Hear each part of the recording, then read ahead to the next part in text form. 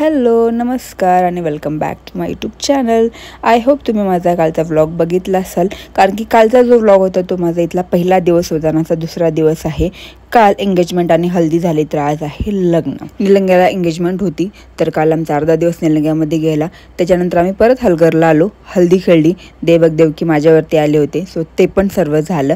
आणि त्याच्यानंतर हे जे घरातले लोक आहेत हे जाणार होते निलंग्याला।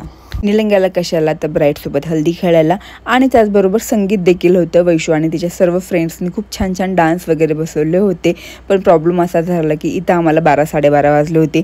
परत निलंग्याला जाणार आणि परत मग हलगरला येणार, तर इतकं ऑलरेडी थकलं होतं आणि परत इतकं हेक्टिक नसतं पॉसिबल झालं। झोप पण येत होती, पिल्लू पण खूप थकलेला होता। सो मी असा विचार केला की आता इथेच आपण थांबूयात आणि प्रज्ञाकडे जाऊन थोडा वेळ आराम करूयात, कारण की परत उद्या आपल्याला लवकर उठायचं, लग्नाला यायचं आहे। त्याच्यामुळे आम्ही निलंग्याला नाही गेलो। तेव्हा खूप असं वाटत होतं की यार खूपच हेक्टिक होऊन जाईल, खूपच एक्झर्शन होऊन जाईल, पण आता असं वाटतं की जायला पाहिजे होतं, मजा आली असती, डान्स वगैरे पाहायला भेटला असता मस्त।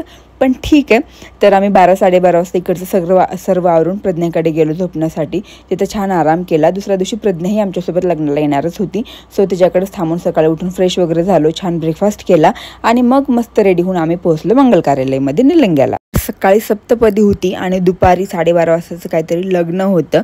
सप्तपदीला पण काय मला यायला जमलं नाही, कारण की आम्हाला निघायला 10-10:30 वाजले होते। त्याच्यामुळे मग आम्ही लग्नासाठी इथं पोहोचलो आहोत। गौरी माऊ पण आली होती, लाडू पण होता आणि लाडू खूपच क्यूट दिसत होता आणि तो ना सर्वांचं बघून तो पण असा अक्षत हातामध्ये घेऊन टाकत होता आणि त्याला खूप मजा येत होती ते करायला। लग्न खूपच छान झालं आणि त्याच्यापेक्षा छान झालं होतं ते म्हणजे त्या दोघांची एंट्री। दोघंही खूप क्यूट दिसत होते आणि ज्या प्रकारची त्यांची एंट्री झाली ना, म्हणजे मला वाटतं आपल्याकडे मी फर्स्ट टाइमच असं बघितलं होतं, त्याच्यामुळे ते खूपच भारी वाटत होतं। लग्न लावून झाल्यानंतर आम्ही पाहिलो फोटोसाठी इतकी गर्दी होती, खूप मोठी लाईन लागली होती। सो म्हटलं थोडंसं आधी जेवण वगैरे करू आणि सर्व जिकडे तिकडे गेल्यानंतर जाऊन छान आपण फोटोज वगैरे काढू। पण प्रज्ञाला लवकर जायचं होतं, त्याच्यामुळे प्रज्ञा स्टेजवरती जाऊन तिने फोटो वगैरे काढली आणि आता प्रज्ञा, भाऊजी आणि लाडू तिघे निघाले औरतला जाण्यासाठी। माझे जोन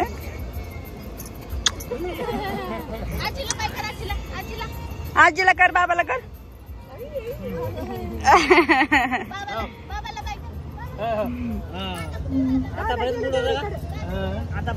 आता जायच्या टायमीला गोड करून जायचं। पिल्ला लाडू ती पोरग मला बाय करायला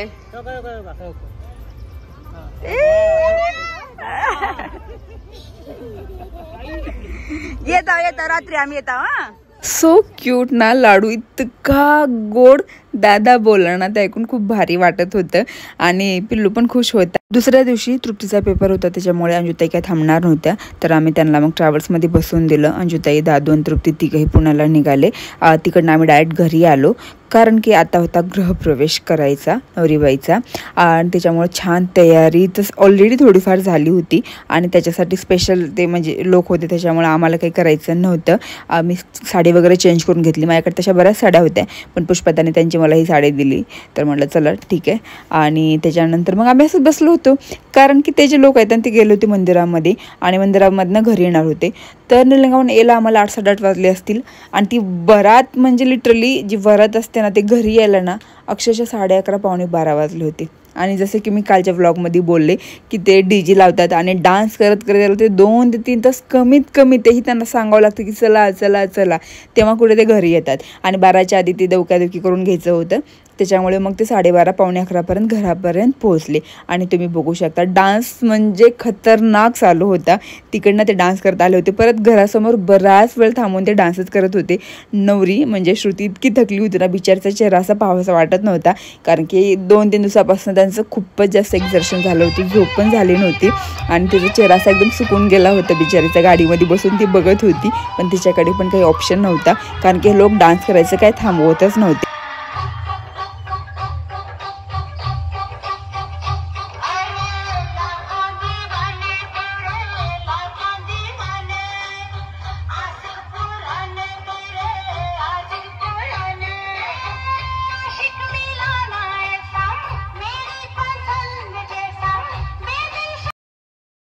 यांचा डान्स तर चालूच होता आणि यांचा डान्स बघून मग आमची गर्ल्स गँग पण उठली।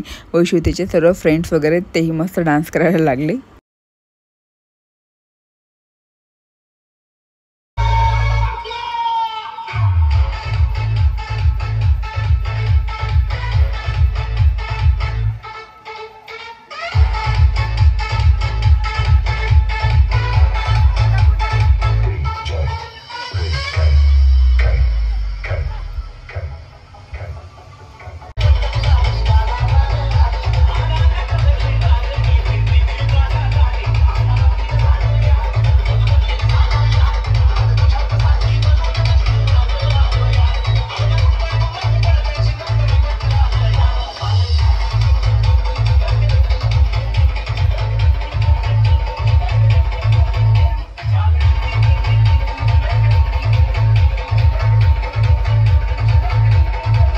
मी यांची एनर्जी पाहूच शकताय आणि लिटरली हे मागच्या 3 दिवसापासून याच एनर्जीनं फिरतायत.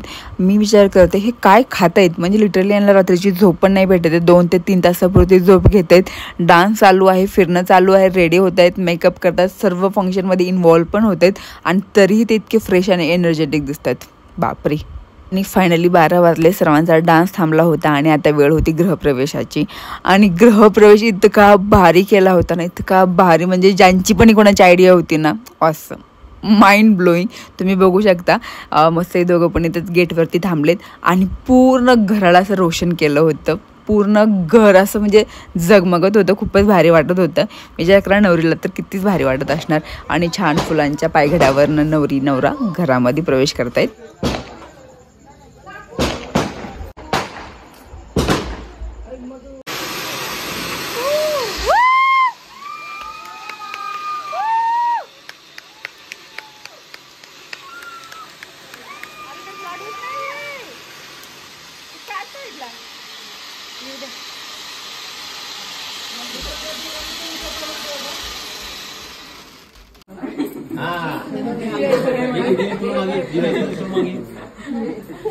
हमारी मांगे पूरी करो, उनकी मांगे पूरी करो. हाँ. बोला सांगा का 10,000 5,000 5 घरात 1 तोळा.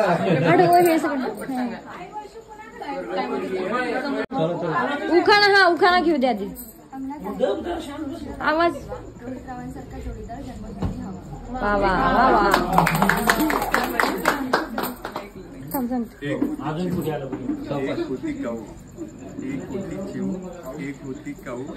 तुमचा सगळ्यांचा मान राखून सुजीचं नाव घेतो, दोघांना वा भैया.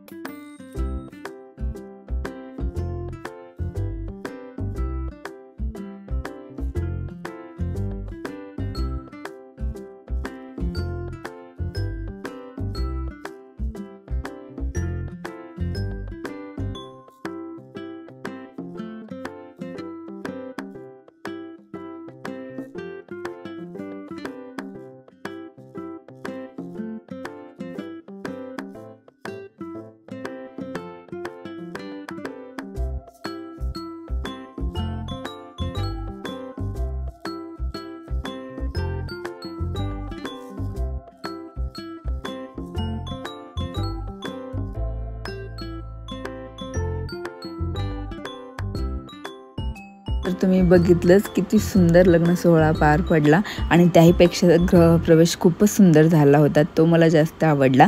तर दुसऱ्या दिवशी होतं मासिक अण्णाचं आणि आईच्या सासूबाई एक होत्या मोठ्या, त्यांचे मासिक होतं. सो आम्ही असा विचार केला की इथेच थांबून दोघांचंही मासिक जीव घालून आणि मग पुण्याला जाऊ.